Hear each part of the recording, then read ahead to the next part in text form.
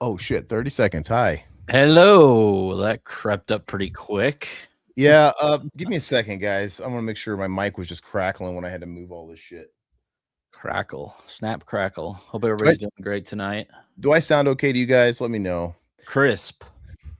Because we're like experimenting with different setups and stuff like that and a different camera setup, and it's just it's a pain in my ass, frankly. Yeah. I'm not really a big fan of what's going on here. I like that I can see my room. You look But beautiful. I don't know where to look, dude. I'm used to looking dead on, and now I'm like looking this way, and I keep wanting to look that way. Oh, you don't have to look at the camera. You're fine. But it's easy for you to say because the camera is like literally at my fucking 11 o'clock, dude. My eyes like drifting to it. It's like it's a mess, guys. Yeah, you see turtles behind me? Yeah, dude. I got all. Let me move this. Well, no, I'm not gonna move it. But yeah, I got all four of them. You can see. I was gonna move it, but I'm like, I'm not gonna mess with it. Yeah, I've got the shredder up there too. Wait, who can you see? I think it's Predator and Alien right there. It's blurred out, but there's the Alien, there's Yeah. Predator, there's the foot soldier, he's all black. And then off camera is Shredder and somebody else. I don't know. Cheese left in the shredder. Freddy and Jason are up there too. Yeah. Oh, okay. Oh, Shredder.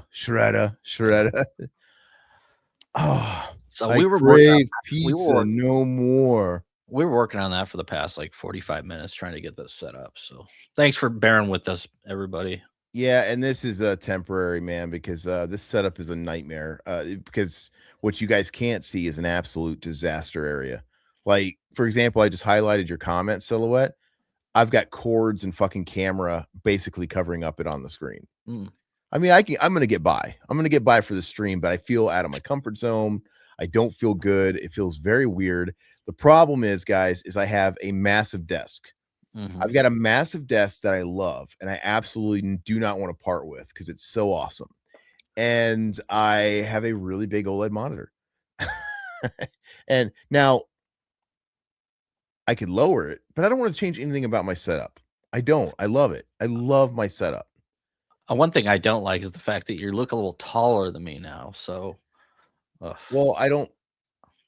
But the composition's perfect. What am I supposed to do? What do you want me to do? I'm just kidding. Dude. I can raise it and go down, dude. It was a joke. It was a height joke. Because right now it's a little bit like an unflattering angle, dude. It's like looking up on me, dude. I gotta fix it. I mean, I could next time. I don't know. I gotta play with this, guys. But let's say hi to folks. Thanks for being patient. We were running late because we were doing all this garbage.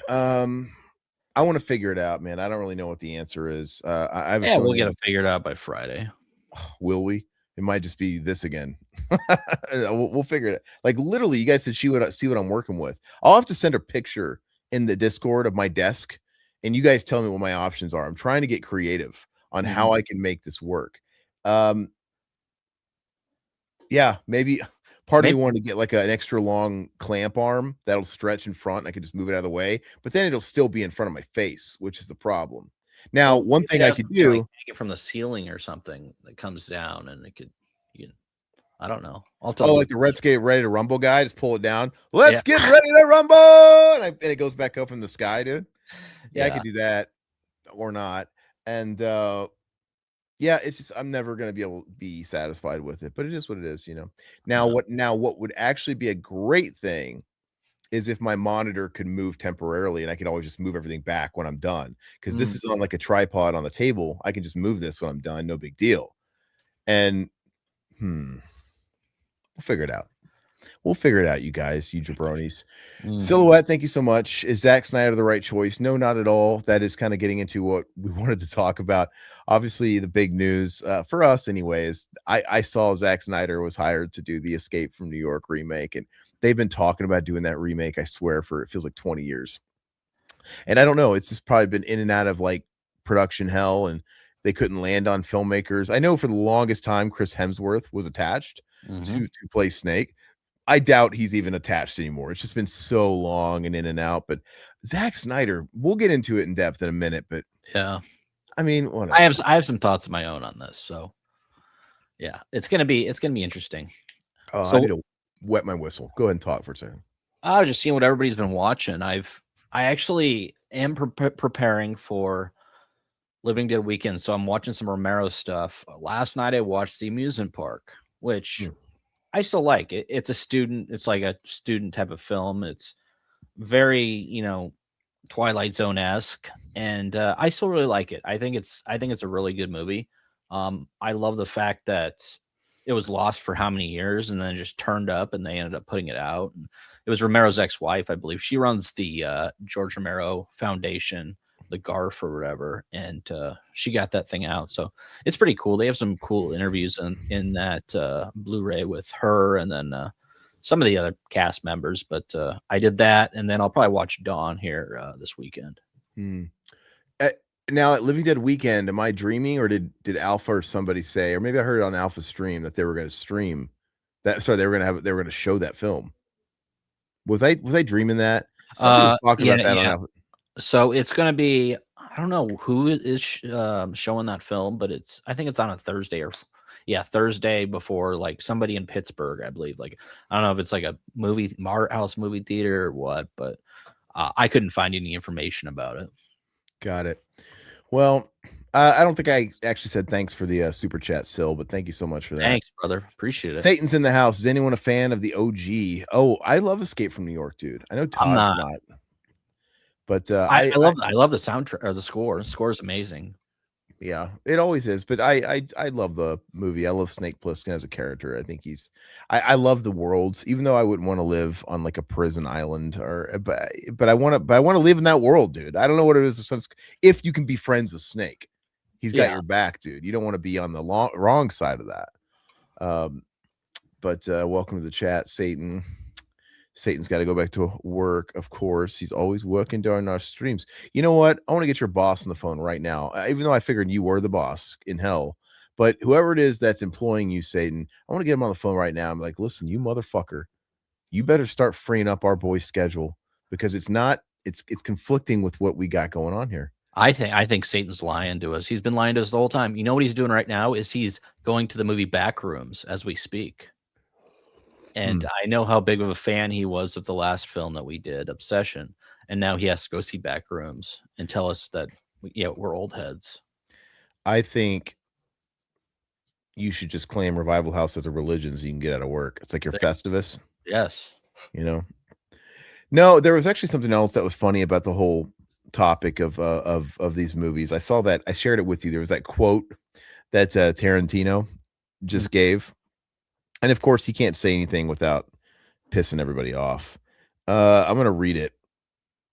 All right. Yeah, so, and I'm interested to get your guys' opinion on this, because you could look at it different ways. Let's see here. Racing, how you doing, brother? Zack Snyder really wants to scrape the barrel of remakes. Hey, put some respect. Come on, man. Guy has some masterpieces under his belt.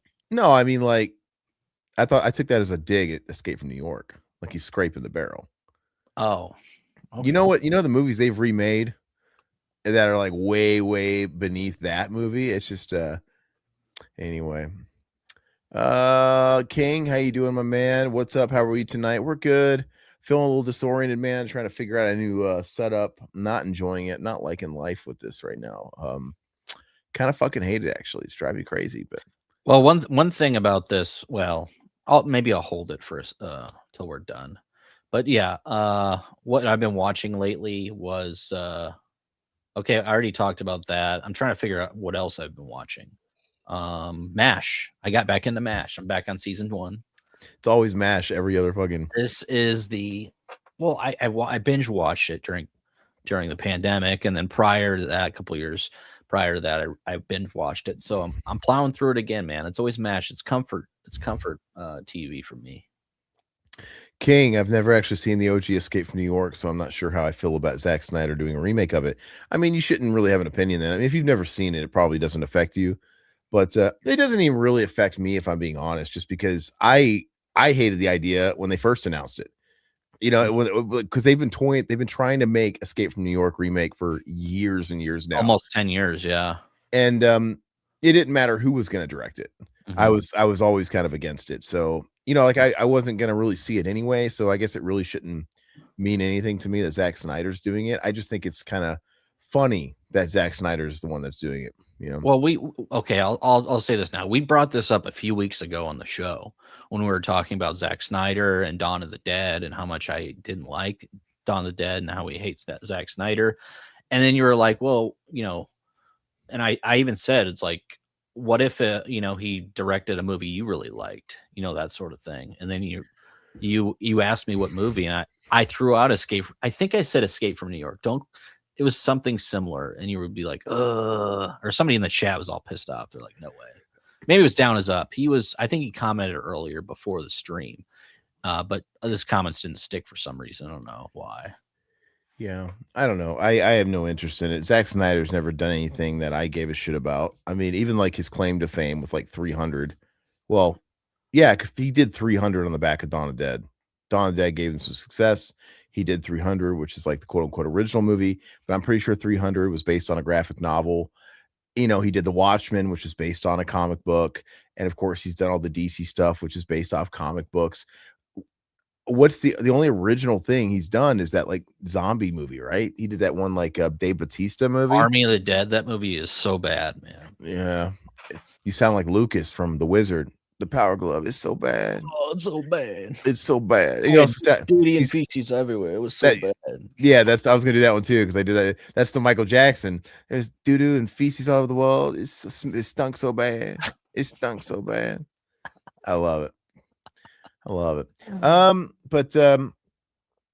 Yeah, I don't know. It's probably gonna suck. We'll get into it a little bit more here in a moment. I want to read that Tarantino quote here in a second, but I guess I want to read some of these comments. Good thing everyone's chat worthy in here, like unlike every other live stream. You mean that we're actually reading your chats? I don't have a problem talking to you guys, man. Everybody's worthy. Wednesday's kind of a chill day, man. It's nice.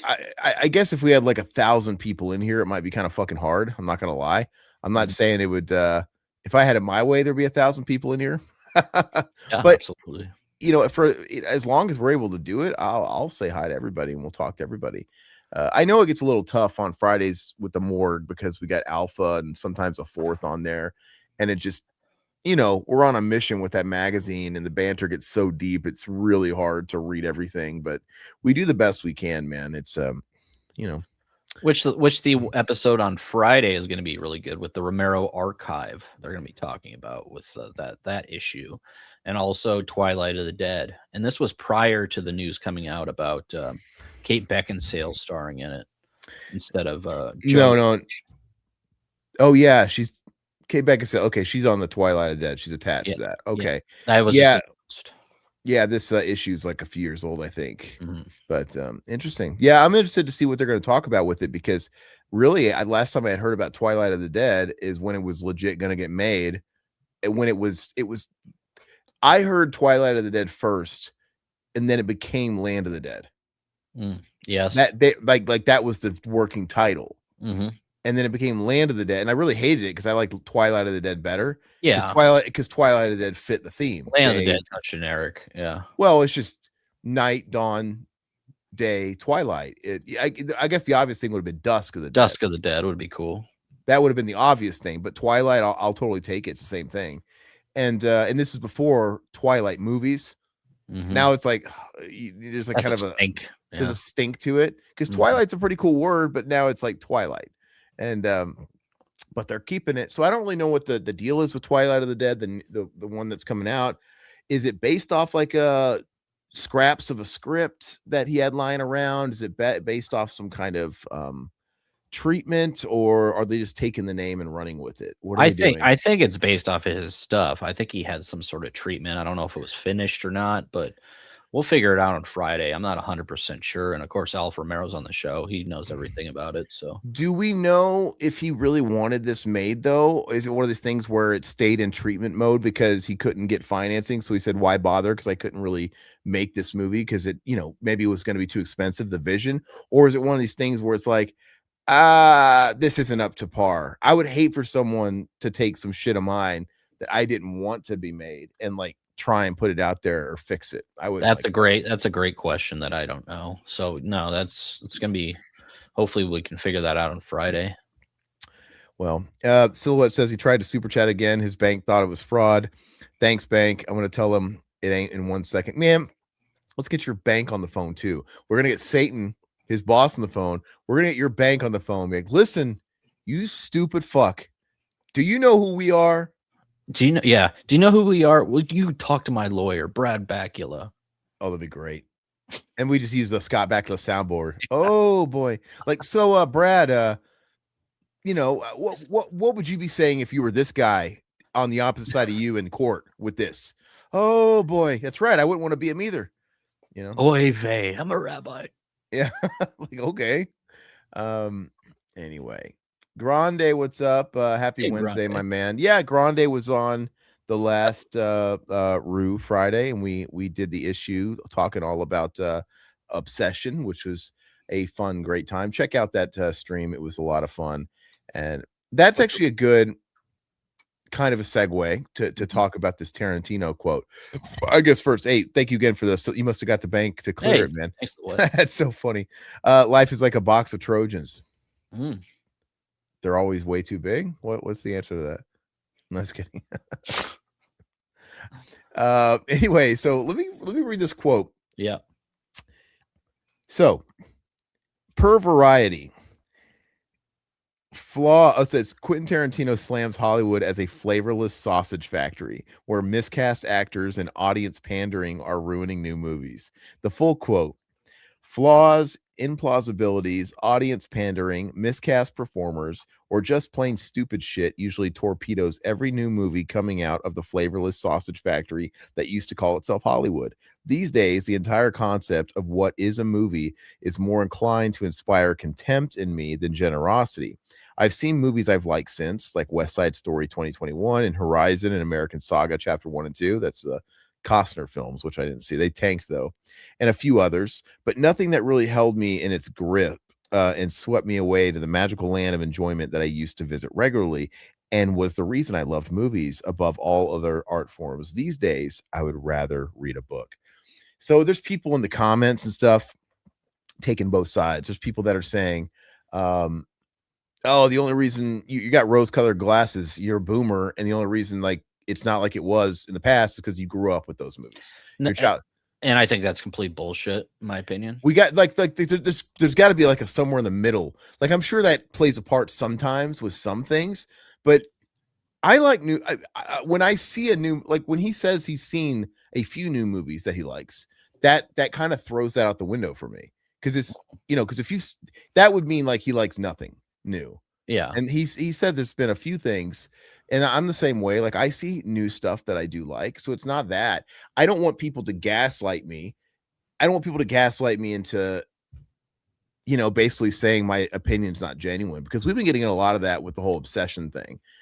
You know, of course, the likely culprits on TikTok, and I think it's mainly TikTok now. Instagram, TikTok. And Instagram, you know, and again, the opinions are not, if you guys watch this clip, it's literally me saying the nicest things I could say about the movie, saying I think it's solid, and I'm like, it's a fine movie. It's totally fine. It's serviceable. It's just me sort of going after the whole, maybe the fandom should do a deep dive into some other stuff if they think this is like the most original, amazing thing in the world, not to take away from the Curry Barker thing.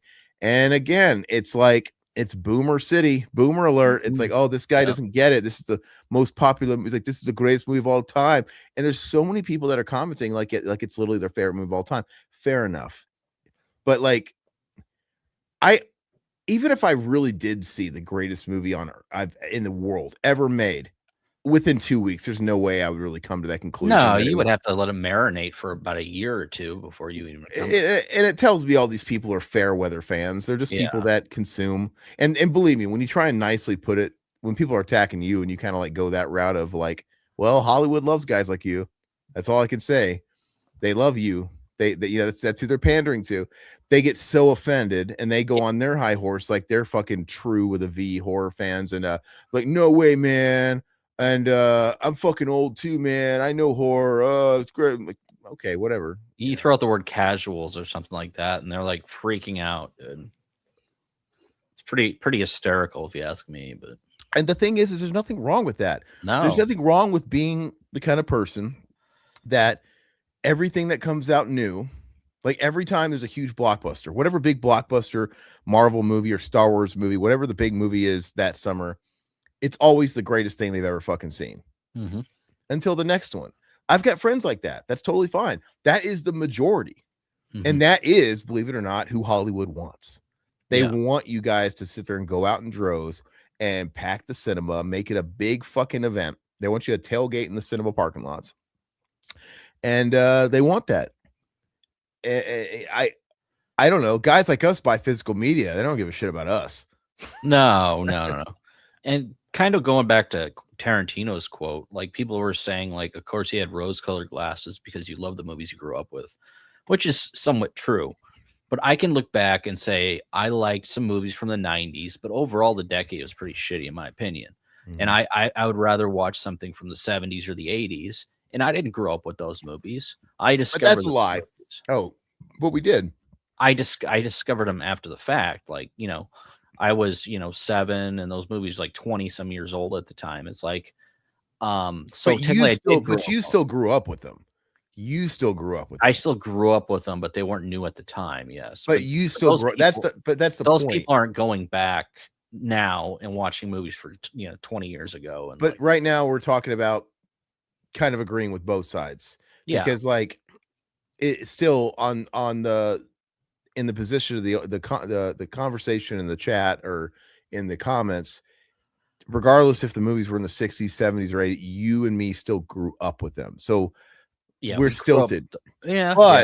But we were going back. We were consuming stuff for the 70s, 80s, and 90s. Whereas like they're just, hypothetically, there's people that are our age and they kind of entered the fandom probably where most people should. It's like, that in Scream, like when you were a little older, they weren't like little kids like us. So, but their scope is narrow. And it's possible people our age don't want to go past 1999. Like the Faculty is like as old as they're willing to go. Maybe it's all perspective, but the thing is there's good shit. There's good shit all over the place. There's good stuff that's made now. It's just a little bit. I think it's a mix of, to a degree, some shit's just worse because you got to imagine the people that are. Look, some of the legacy filmmakers are still putting out good movies. So is it about new versus old, or is it about the generation making the films? Scorsese is, I don't like everything Scorsese's put out, but Scorsese has put out good shit in the last 15 years, 20 years. Yeah. And, a guy like Mel Gibson, like I love Hacksaw Ridge, dude. There's these guys that are still making good. Clint Eastwood still makes good movies. And these are new movies. They're just made by older mentality guys. And so I don't know. Is it because they're new, or is it because the younger people are making them and we can't relate with like the themes and the stuff I don't know. I don't really know what it is. I kind of like, you told me something last week where it really stuck with me. You were telling me about an interview you saw with Matt Damon or somebody about how the movies now. Do you want to explain that real quick? Yeah, so Matt Damon and Ben Affleck were on Joe Rogan, and they were what is it called? They were promoting their new Netflix movie. I think it's called The Rip. Okay. Which it's pretty good. I watched it, and they're like a couple of like narco cops or whatever, and it's about like a drug bust or whatever, and it's directed by the guy that directed Narc with Jason Patric and Ray Liotta, which Narc is awesome. And Narc's actually an interesting film because if you guys remember Narc, it came out in like 2000, 2001, and it was kind of an indie darling. And it was cool because it kind of was a nice critical boost for Ray Liotta and what's this? Jason Patric. Jason Patric, yeah. Because both their careers are kind of But the movie's great, and he didn't really do a whole lot after that was really worth the shit. And the movie's so good. And he did this movie, The Rip, and it's good. But anyway, they were doing this interview with Rogan, and they were just basically talking about the difference because the topic came up of making a streamer versus because Ben Affleck and Matt Damon have been around long enough to where they remember the old way, sure, and they're in the stream way. And they were saying it's like, well, it's like you have to remind people of where you're at in the story every fucking 10 minutes. And they were saying this as like kind of as a criticism, but almost more just like acknowledging of the times now. They're like, yeah, it's like literally, it's like you'll be in a scene and like, oh, and then you have to say a forced piece of dialogue that explains exactly what's going on at every 10 minutes in case you're lost. And I watched the film after seeing that. I'm like, holy shit. And I couldn't not see it. Like, holy shit. You know, and it'll be like a forced line, like somebody will call somebody up, call a cop up, and they'll be like, are you there where the drugs are and that guy we're waiting for? You know, like, yeah, I get it. I know where we're at in the story. It's that just takes it completely out of it, man. I hate when they do shit like that. It doesn't ruin the movie, but that is wild to think about. But they were saying like, yeah, they're adamant that the people paying the bills in this case, like Netflix, they're adamant because they know people are fucking, they have no attention span. Well, yeah, Gen Z has a attention span of 8 seconds or something like that. They were saying. I was listening to some podcast, which is freaking wild to me. It's like, the fact that, I mean, they can't sit there and watch something that's not like on TikTok is wild. And they can watch like longer stuff or longer reels, but the editing has to be a certain way. It's got to be like super fucking sporadic, you know, and it's got to constantly keep you, I don't know, like your eyes moving, dude. It's like ADD. It's like, how do you keep an ADD person fucking entertained? You know, a lot of flashing lights and fucking gets and gadgets and stuff like that. And yeah, I don't know. It's a different time, but anyway, I thought that was interesting too. That was really wild, man. But just they write different. They write different. And like, I don't know if this is where Curry Barker was coming from with Obsession, but my only real critique about it, to be honest with you, like I said, I don't think it's a bad film. I don't think he's untalented. I saw it was reported where there was another studio offering him 10 million sight unseen for his next project. They don't even care. He's got what it is, which, God, that's got to be like the best feeling in the world as a director. But he's contractually locked to giving Focus and A24 Blumhouse, one of them, his next movie. So basically they have first right of refusal. So if they turn down something, then these other guys can come and start like throwing the money at him. But look, that's why I'm telling you, he's got the cards. People are trying to say like, oh no, he doesn't have that. No, I think he's making a choice to do Texas Chainsaw Massacre because he's so powerful because he's hot right now. He's so hot. He literally could say, no, I'd rather do this. But that was before I knew he did have a couple other projects coming out too. So he's doing something else that's original, I guess. So if he wants to get his rocks off trying a franchise he's never seen before, good for him. But he bet all I know is now TCM is super lucky because I'm not saying the film's going to be great or up my alley, but it's going to have so much fucking interest on it because it's Curry Barker now. He has become that guy, and it's going to be puts a lot more pressure on him now too. Well, because he's going to have a lot more old heads after him. You think? Yeah, I think it's going to be. Look, it's going to look Toby Hooper's. No, it's gonna be Curry Barker's Texas Chainsaw Massacre. They're gonna marquee his name on that shit. Well, the marquee it, but that doesn't mean shit. I mean, but it is, and you know what? It's gonna be the biggest fucking numbers TCM has ever done. It's gonna be so they're in a good spot. A24. Yeah, but I mean, he'll have his stands, but I mean, you got to think like the hardcores of TCM are out for blood if the movie sucks. Yeah, but just like they were with the last one, the Netflix. But the problem is, are the hardcores loud enough because we're all dying because we're so old? How many are compared to the? I think he's going to have more supporters of younger people getting into TCM, or people that were like, dude, people that are our age or their entryway was the Jessica Biel one. Yeah, he's gonna have that audience. He might have it, but I mean, he's got to live up to that movie at least. And I don't know if that's going to be hard to do. I don't. Who knows? But as far as like, I'd say that's most people our age. We're like anomalies.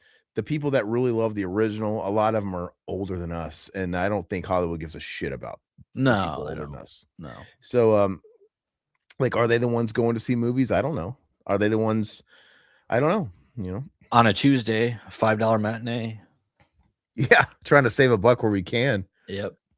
Those Rebel Moon movies are dookie. Grim Star Wars ripoff.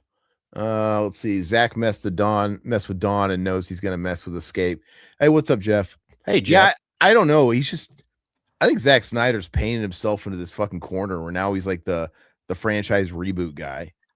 You know what I mean? Yeah, and I'm kind of, spoiler alert, I'm kind of happy he's doing this movie. Why? Because, I mean, he already ruined Dawn of the Dead. So you want to drag me down too? I want to drag you down too. And the fact but I like Dawn. You know, and I don't hate Escape from New York, but like you said a million times, there's an action movie with no action. I think they should have given this to Michael Bay. Put The Rock in it. Remember The Rock? The Rock was attached. Give it some action, man. Rock was attached to playing the lead in Big Trouble in Little China remake for the longest time, and that still hasn't gotten off the ground, which would be fucking atrocious, man. And I know you don't like Big Trouble either. Part of me likes my jam. No, I enjoy Big Trouble. Like the I don't know if it's a flaw or not, but the movie makes no fucking sense. No, it doesn't. It's just like a fever dream. But that's kind of also the charm of it. Like, what the hell is going on? Like, you have that one scene where Jack Burton's just carrying a fucking phone, like a landline phone, and then it's gone. Like, what? Like, they're storming that one building where Lopan lives. He's got a fucking phone. Like, he's got a phone in his hand, and then it's just gone. Like, even my wife, while we were watching one time, she's like, was there a phone in his hand? Where's it at now? Like, I don't know. Why was it there to begin with? It's so funny, dude. Just Grande, LMFAO. I'm still laughing over MGF. What's MGF? Oh, Michael J. Fox. Oh, Michael J. Fox. And right. Were they talking about a wrestler or something? I don't know my wrestling. Wrestling. A movie based on the Paradise Lost poem will be awesome, but not from Zack Snyder. I don't know what director though. Someone with talent. There's surely people have adapted versions of Paradise Lost. Surely. You know, you could also do the go see the Christopher Nolan, the Odyssey. They're gonna adapt that again, which I love it, dude. They got Ellen Page, they got Elliot Page playing Achilles. What's that? Achilles, dude, the fucking Roman fucking warrior, Achilles heel, the champion fucking fighter. Okay. Big buff guy. Brad Pitt played Achilles in Troy. Mm-hmm. But they got Elliot Page is playing them. Elliot Page is playing Achilles. This fucking champion, this champion fucking Roman Coliseum fucking guy. No testosterone then, right? It's so fucking wild to me. Look, I'm not even going to get into the politics of Elliot Page, but can we just talk about bad casting? That's wild. Even if Elliot Page was like born a boy, Elliot Page is like 5'4". Yeah. And it makes no not sense. Intimidating at all. Yeah, give it to The Rock. I don't care. I think they've got like Tom Holland as like a Roman guy too. I'm like, Tom Holland, Spider-Man, that makes more sense. He's like a kind of a skinny guy. What?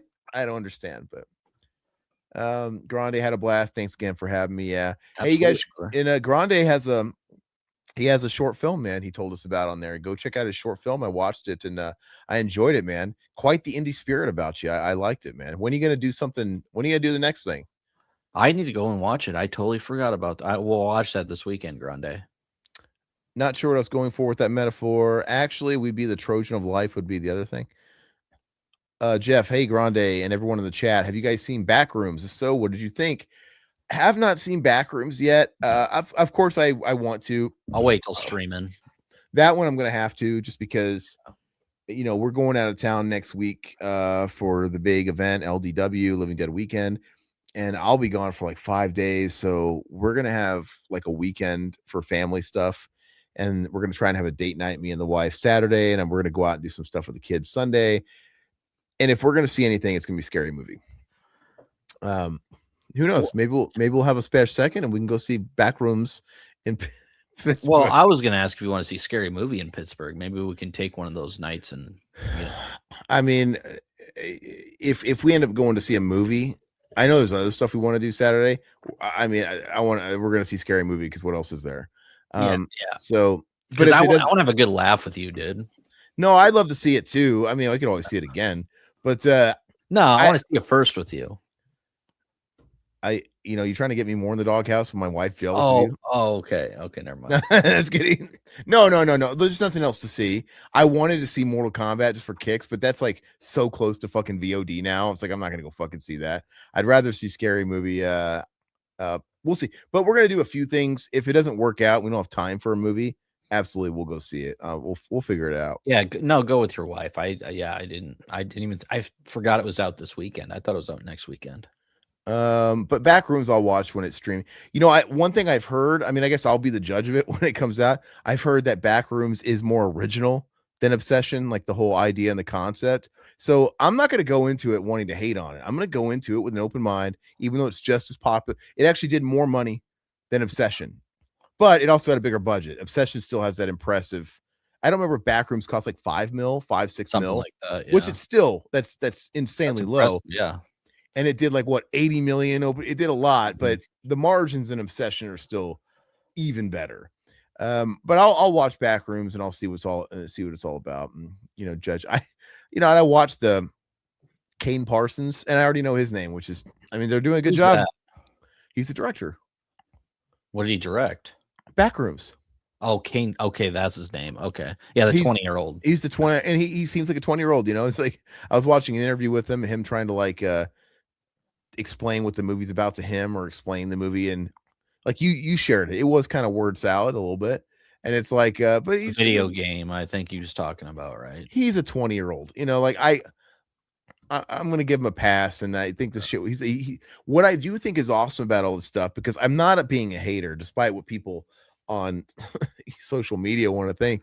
I think it's great that YouTubers and content creators are now getting opportunities, and they're not seen as lesser than, because, you know, YouTube creators, or whether it's guys like Markiplier, or, you know, these guys are putting out content all the time on a regular basis, and they're doing the work. Like, they're competent. Now, it doesn't necessarily mean their talent's going to translate to like a good script if they're going to write or whatever, but they deserve the chance. And I think it's cool too for people like Grande or myself. I tell you what, like, I want to make my next film. I want to start making my next film by the end of the year.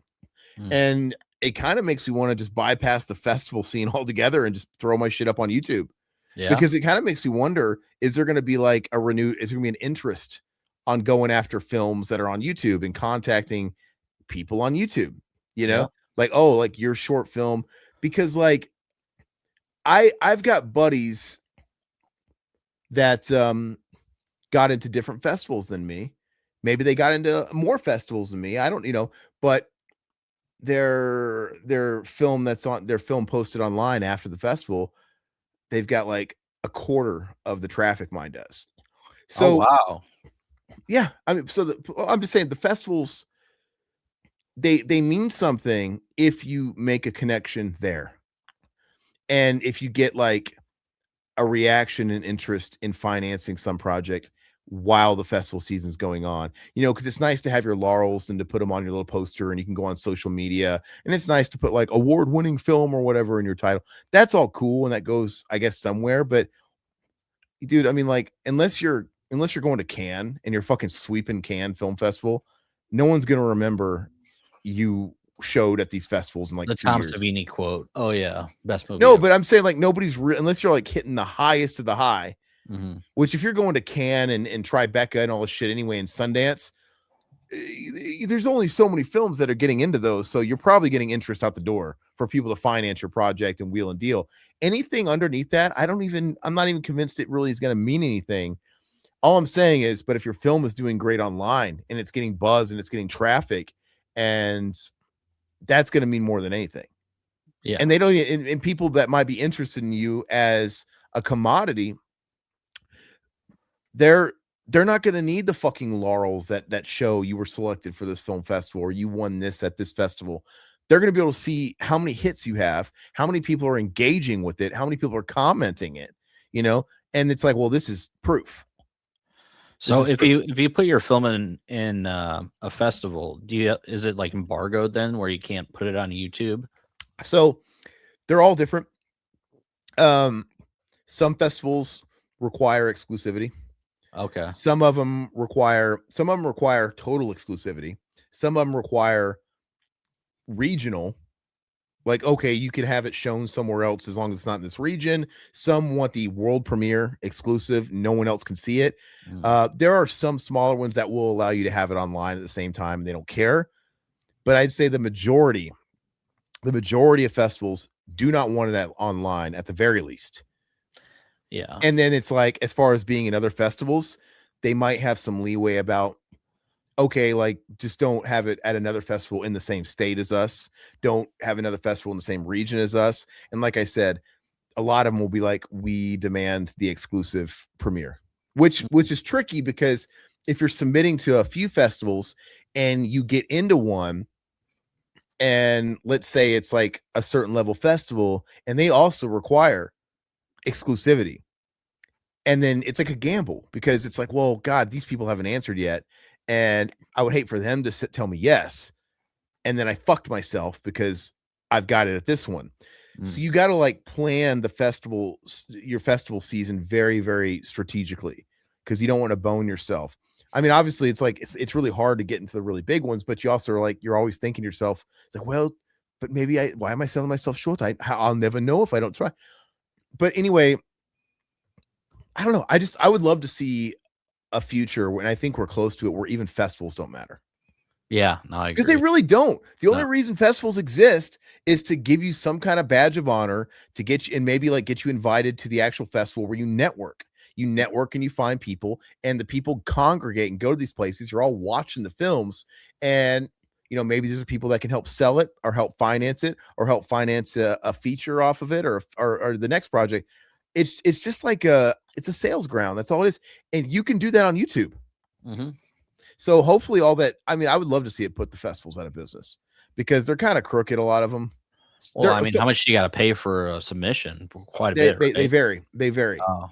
And it's each submission, and it'll be like a submission for different things. Like, well, do you want us to consider you for this, and this? Okay, we need a payment for you. Oh God, really? Yeah, it's a business.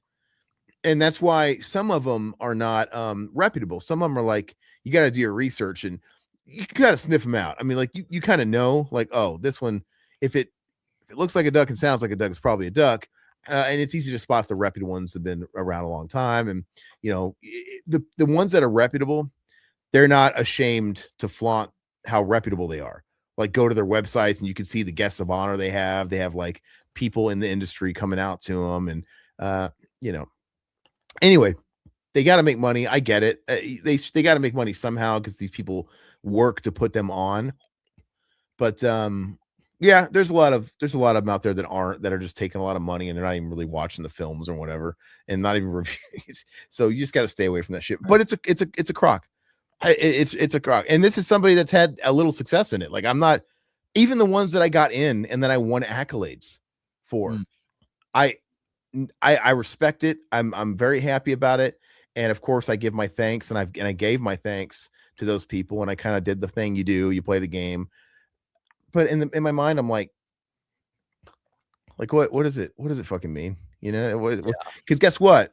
And if any of these have any sort of accolades, like if you win like top prize of the festival, like you get selected as the best or whatever it is, they're going to charge you for, if you want like an actual plaque or something for your award. Yeah. Yeah.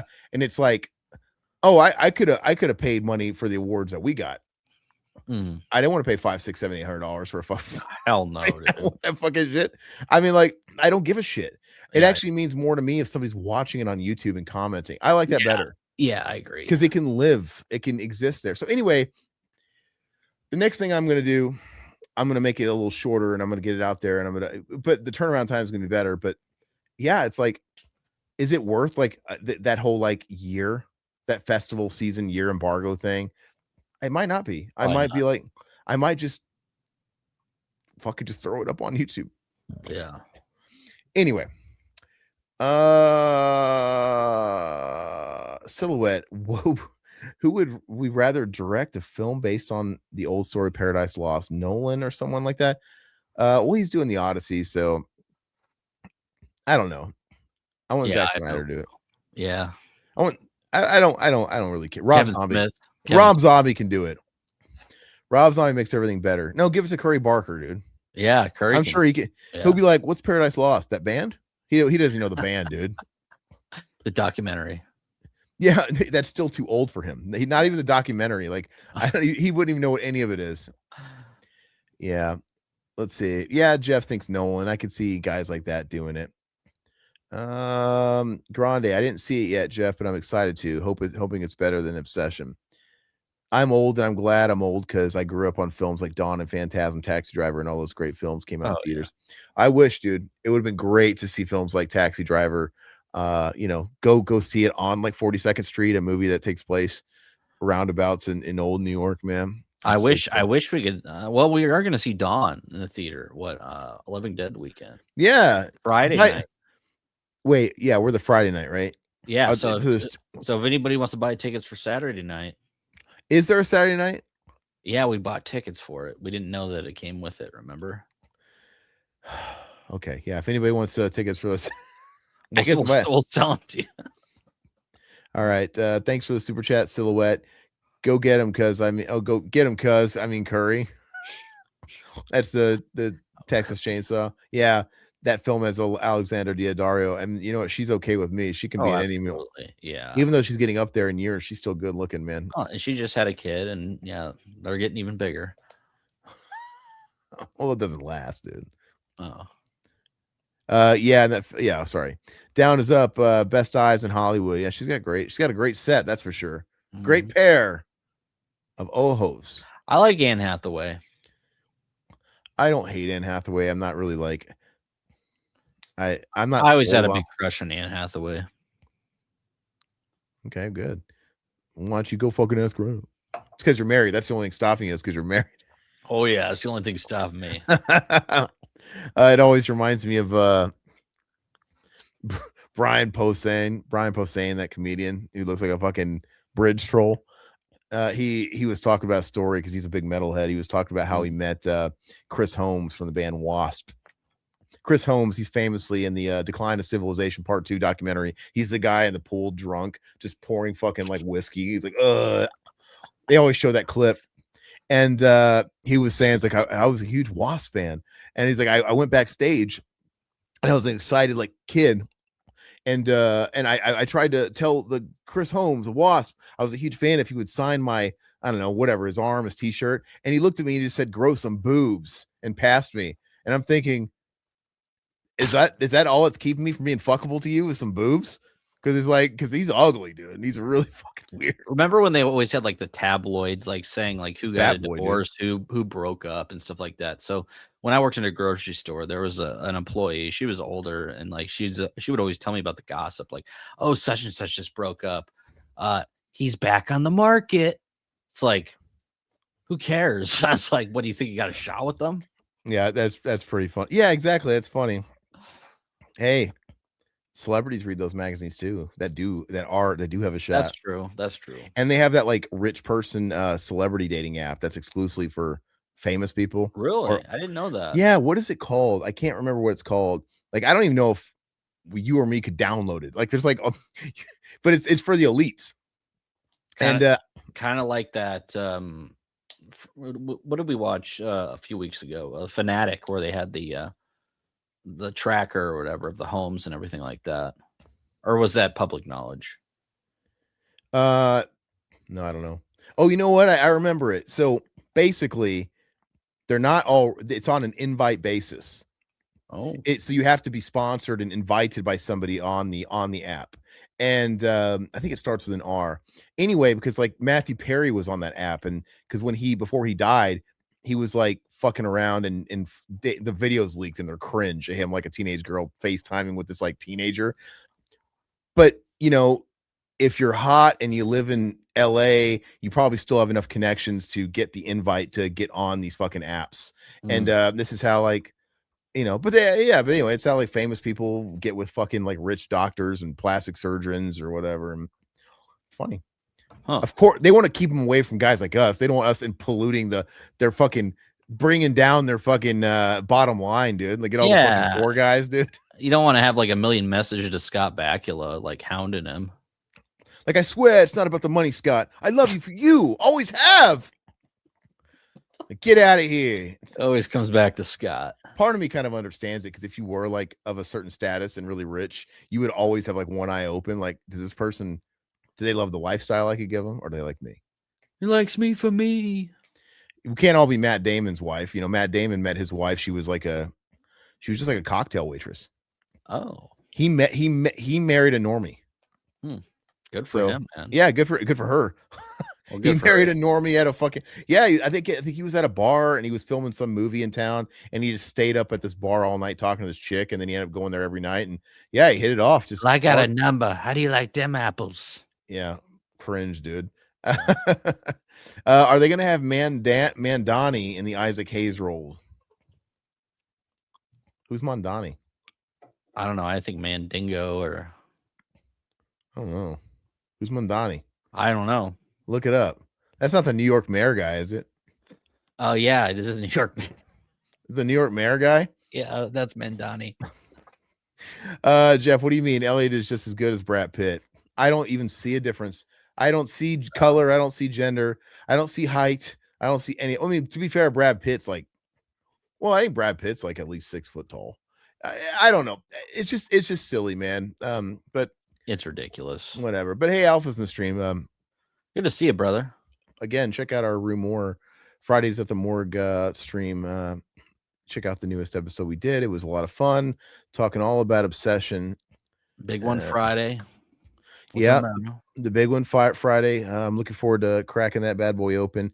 I didn't even know Twilight of the Dead was on anybody's tongue like a couple years ago when that issue came out. I didn't either, dude. Honestly, it'll be interesting to see if they actually reference the movie that we're getting, because maybe it's been kind of being kicked around in its current form. I don't know. You know what? I was kind of hoping at Living Dead Weekend that they would have a screening of Survival of the Dead.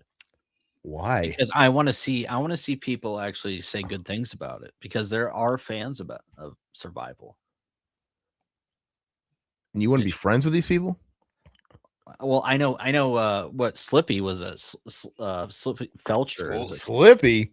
Yeah. That fucking frog from Star Fox, dude. No, Felcher is Rub my tail, Fox. Survival fan, which is crazy to me. Yeah, interesting. Well, that's I'd have to get an early night sleep that night. You have fun at that screener. I've seen that movie once and it's enough. Curry did an Attack on Titan short. He did. Yeah. So yeah, Jeff saying he had a whole bunch of shorts on YouTube. No, like I said, I think that part's awesome. I think it's great that creators and people can get discovered on YouTube. I think it's great. I think it's taken too long, actually, because it seems like this is the year of it. Because we had that guy, who's the guy that reviews movies, that put out that Shelby Oaks movie that's a terrible title. Yeah. God, what's his name? He's pretty big. The Iron Lung guy too. Yeah, right? Markiplier's huge. Yeah, Markiplier's. Yeah. I don't even know Markiplier's videos, but I know his name because he's got like millions of subs. Yeah, Markiplier's movie was a hit. Shelby Oaks, I don't think was a hit, and people pretty much ripped that one apart. And that was a good example. I mean, I haven't seen it, but apparently that one's a pretty good example of a guy that can criticize movies, and he makes his nut on YouTube being a movie critic, but then he couldn't put his money. Chris Stuckman. Yeah, Chris Stuckman. But when he puts his money where his mouth is, it's like, oh, he's getting lambasted. Like, it's not so easy, is it now, punk? Which I need to watch that, because I think that's streaming on Disney Plus. Yeah, I mean, Neon flick. I heard it's fucking boring. Really? You should watch it. But yeah, and then Markiplier's got his Iron Lung or whatever. I guess it's based off of a game or something that he probably streamed and covered, and that was a pretty big hit. But like I said, the Obsession thing and these two new cats, it's more impressive. But yeah, they've all been cutting their teeth on YouTube, which is great. But I think it's funny that it's only been in the last year that these fucking YouTubers. James Rolfe was too early. Yeah, James Rolfe made his Angry Video Game Nerd movie. He got that fucking piece of shit crowdfunded like a decade ago, 11 years ago, and that was just like a live action version of his YouTube channel where it's just like really shitty effects and stuff like that. And it's total schlock. Which I'd like to see a James Rolfe horror movie. I think that'd be cool, because I think he seems like a good dude. No, and I feel like now the doors are opening up for creators. You would think a guy like James Rolfe, maybe someone can give him a little moolah. Like, okay, make a real movie now. Yeah, yeah. Like, don't get it crowdfunded. Do something legit. And yeah, maybe it'll be good. It might be one of those things, but who knows, man? You never know when you do it.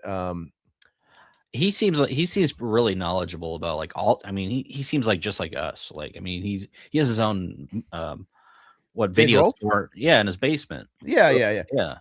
But it doesn't mean he would make a good film. No, it doesn't. It really doesn't. But the fact that he's seen a lot of these films might help it a little bit more. Yeah, it could. All right, female Leatherface, lace face, a pair of panties. Yeah. Hey, what's up, Tone? How you doing? Tone Loke. Tone Low. Mom Donnie's the mayor of New York City. Yeah, we put that together. I'm not used to hearing his last name without his first name. Who? Mom. Who? There's who dare? I definitely see height. Shaq. Yeah, Chris Stuckman. But anyway, as far going back to the Carpenter stuff and the Escape from New York, I don't care. It doesn't really bother me because it's like real quick.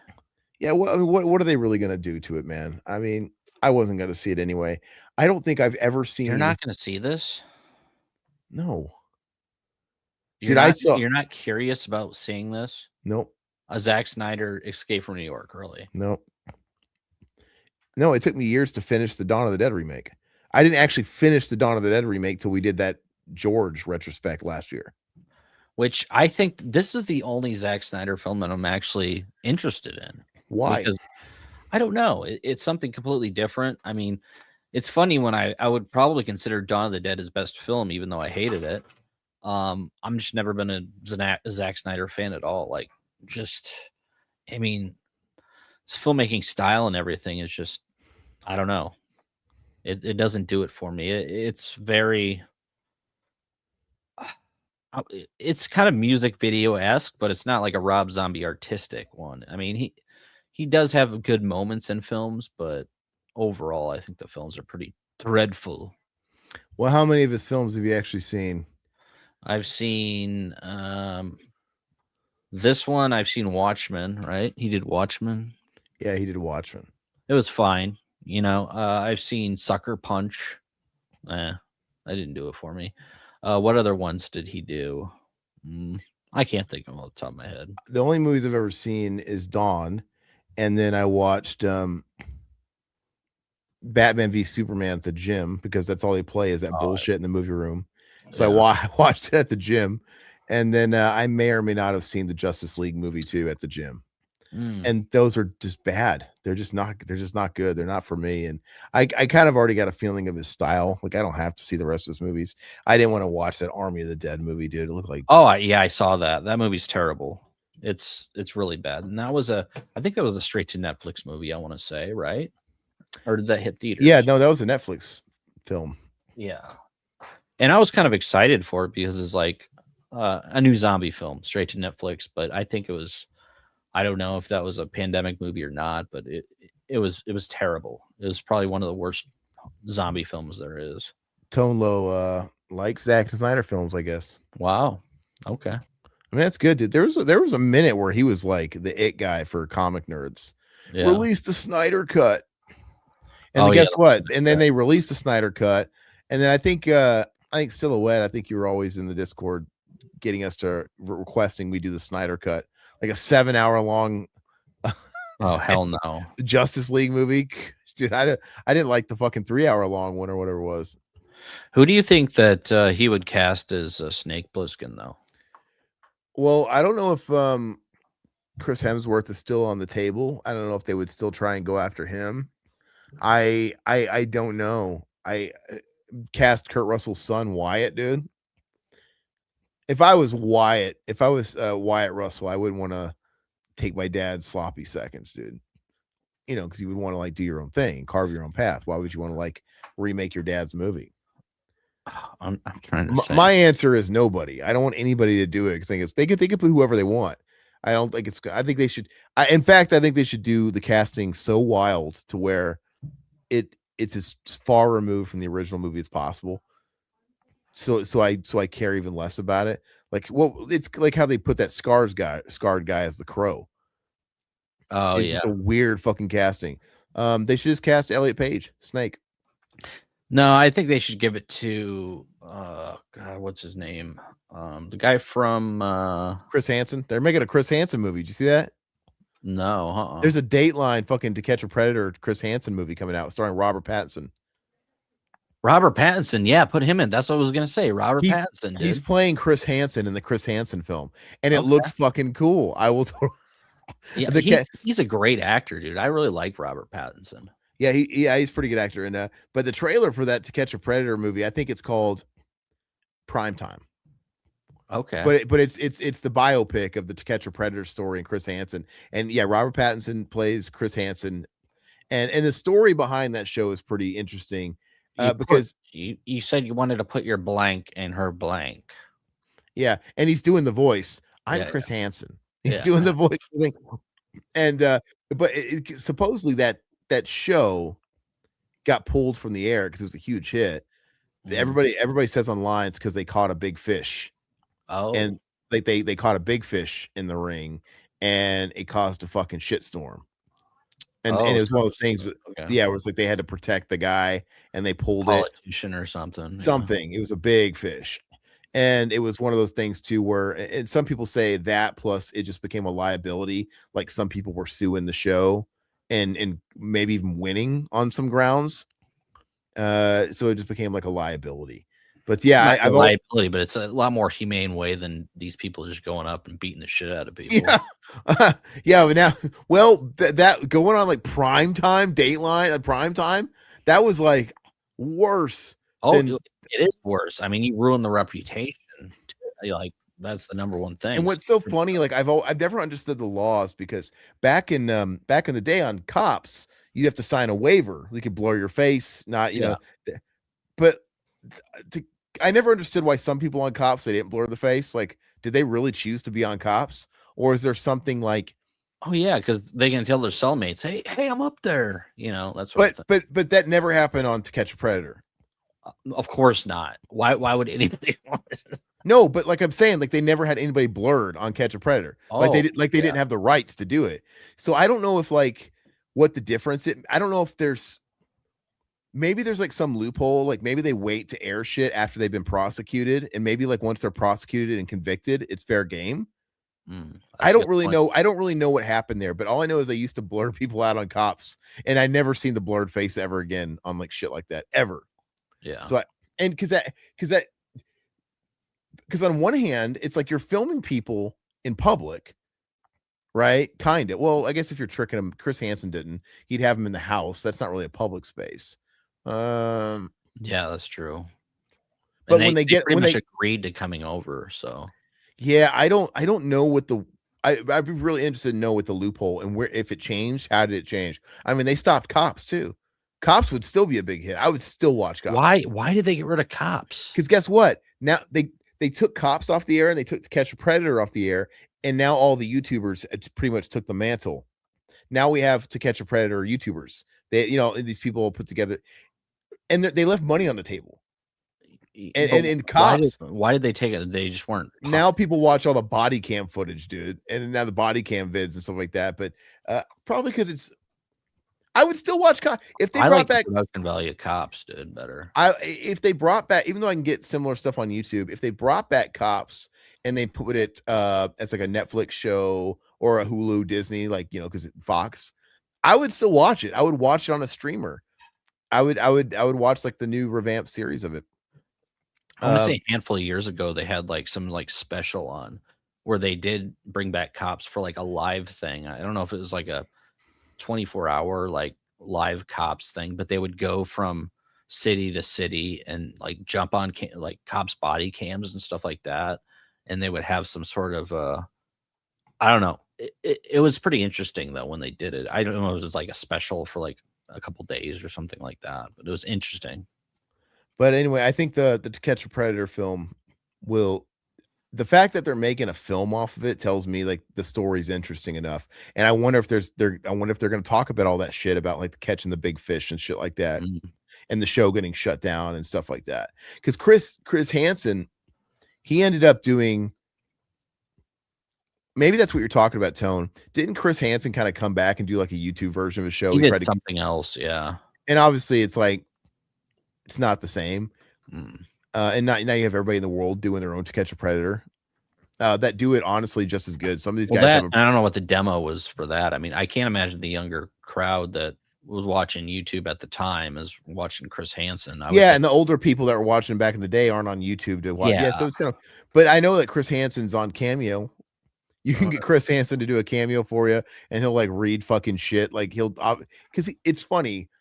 I don't know if he's so much a reporter or if he is like a media personality, like actor, because he eats it up. And he'll like do cameos. He'll leave messages for people that they buy to their friends. Like, your buddy paid for this cameo because he saw you with it. And like, he kind of makes them, it's funny. He makes a joke of the whole thing. No, I always loved like when he would like walk into the room and you saw the Predator or whatever. He like brought like Taco Bell and he's like, "Hey, did you get me a chili cheese burrito? Sit down here on the I know. He would always do that. He'd be like, "All right, it's like, I'll be down in a minute." It's like, "I baked you some cookies." And then like, oh, and he'll like eat the cookies, and then Chris Hansen will pop out of the fucking pantry. Need some milk with those cookies? He's like, "You want some milk with those?" No, sit down, enjoy it, finish your cookie. And he would always pop out of like the fucking pantry around the corner. And it's so funny because like towards the end of the show, well, a problem with it too is he's like, "You can leave, go right ahead and leave." Yeah, and then you arrest him. But what's funny is the show got too big. Yeah, and it's funny because it's a good thing. Like it made people scared to do that shit because like, what if I get Chris Hansen? What if I'm talking to a Sting? What if I'm talking to a cop or whatever? Because they're always like truckers, dude, like people passing through town. Yeah. Eventually, people started knowing the jig when he revealed himself. That, you know who I am. I know who you are. Oh man, I can't believe it happened to me. God dang it. Maybe they just became harder and harder to trap people. Maybe they would have had to eventually go the Ghost Adventures route and fake it, dude. Like, oh, spooky ghosts, because you gotta fill the quota. We gotta produce like 20 episodes this season. I don't know, but he's reading off their quotes. You said that you wanted to slap my ass. It was so funny, dude, when he's reading the quotes. You were just gonna come here to hang out, or he'd be like, they always say like, "Oh, I was gonna come here and I was gonna tell her, I was gonna teach her a lesson that she shouldn't be talking to people like this." So it's like you drove across the state after telling her you wanted to lick the Oreo dust off of her asshole. You were gonna come here and then surprise her. I'm teaching you a valuable lesson. You shouldn't do this because I could have been a bad guy. And they'll always be like, "We found this in your trunk." And it's like handcuffs, fucking bondage tape, ball caps, and ball caps. It's like these are like 13-year-olds, dude. He's like, "Oh, that isn't mine. That isn't mine." Somebody put that there. Yeah. Entrapment. It's like a tampering with evidence. Like these are like kids, dude. Fucked up, dude. It's brutal. But anyway, but I did kind of respect the hustle. A couple of those guys were just like, "Yeah, I know who you are." Like, fuck. Nothing. There's a couple people in the later series that were like, "I'm not even gonna try." They would just walk out and get arrested, knowing it's like, all right, I'm going outside. Here they are. Talk to there's some people that just like walked out with their hands like, they knew they were gonna come. Like, I mean, you just want me to tell you what's in the trunk? It ain't pretty. I'd rather tell you than you just like blast it. There we go. We'll be like this for a minute. Let's see here. The big thing now is the guy brings the decoy Fago. What? Yeah, so it's the same shows before. It's on YouTube, right? Alpha says I go through periods where I fall down the To Catch a Predator rabbit hole. I quote that shit all the time around the house. Yeah. The cookie guy was great. Wow, are these homemade? Oh, the guy just loves the fucking cookies. Like, oh yeah, that's why you drove across state lines for the cookies. Because we all know 13-year-olds make the best cookies. Oh yeah, so experienced. Poltergeist turns 44 tomorrow. Tone, I think you were requesting that we do the Poltergeist issue, right? The anniversary issue on Rue. We have to see if that's available in the archives. I think it is. We'll do that. We'll do that when we get back. We'll have to. Yeah, we'll see what's down the pike. But we have a whole list that we pulled together that ones that we want to do. The cool thing is I think we're just like a month or so out, 4, 5, 6 weeks before we're gonna do Fango again. Yep. So, and the idea is we're not trying to burn anybody's fucking candles, but maybe we should alternate between Fango, like even if it's every couple weeks, the same schedule, just basically twice a month, one Fango, one Rue, so we can do some Rue because I miss Fango, man. Oh, As much as I'm having a blast at the Rue stuff, I clearly like the stuff in Fango more. Like I want to talk about those movies I love, dude, and I don't want to get angry people mad at me because I'm talking about a new movie like Obsession. Like, yeah.